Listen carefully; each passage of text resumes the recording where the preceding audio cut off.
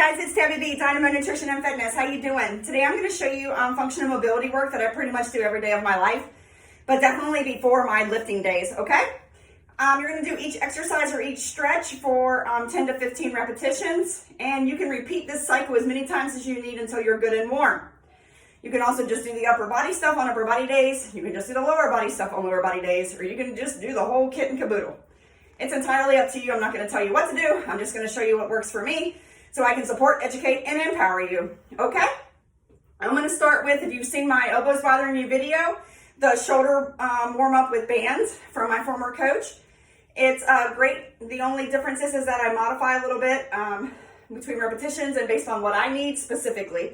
So again, I'm telling you, sharing with you what works for me, 10 to 15 for each. We're not going to do that in the video, of course, to keep it short and sweet.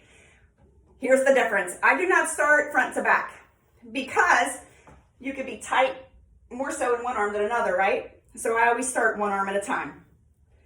I get each arm nice, warm, mobile, fluids, right? Then after I've done 10 to 15 each side, then I do 10 to 15 front and back. Then I do 10 to 15 figure eights. If you start on the right first, do 10 to 15, okay? Then go to the left, same thing, okay? Because each side is its own exercise per se. Does that make sense?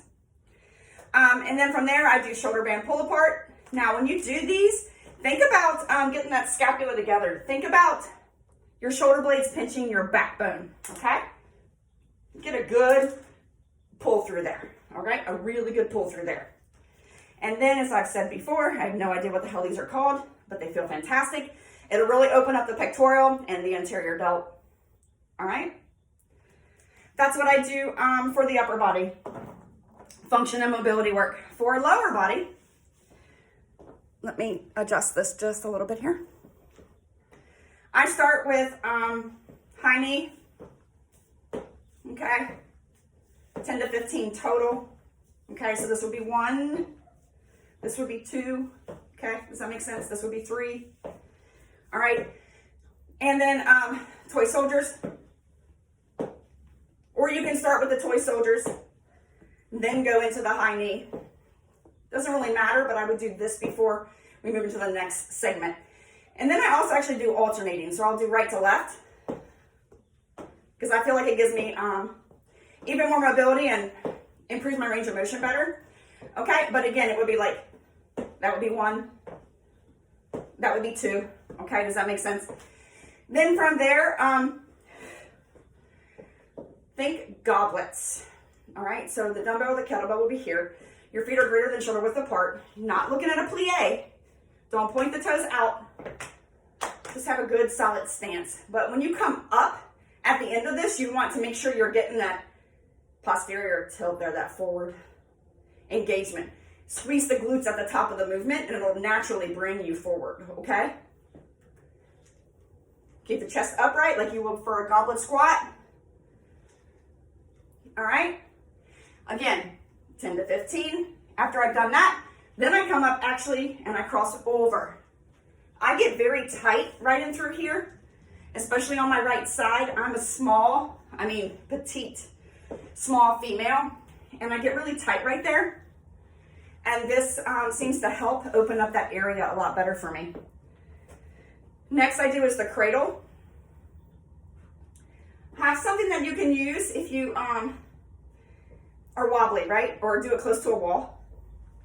I like to support my ankle because I like to push into this. And you will feel all this quadrant warming up.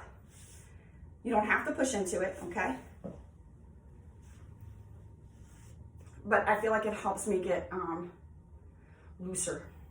Again, all this quadrant you will feel into the glutes, into the outside, right, the IT band, inside here, into the pelvis. All right, again, this would be 1, this would be 2, because remember, you don't have to push into it. If your core strength isn't what mine is, don't worry, it will improve, okay? Next is the picking grass. Down, slightly back, 5-6 inches, and then go back further. See how my hands are past my legs? That's the goal.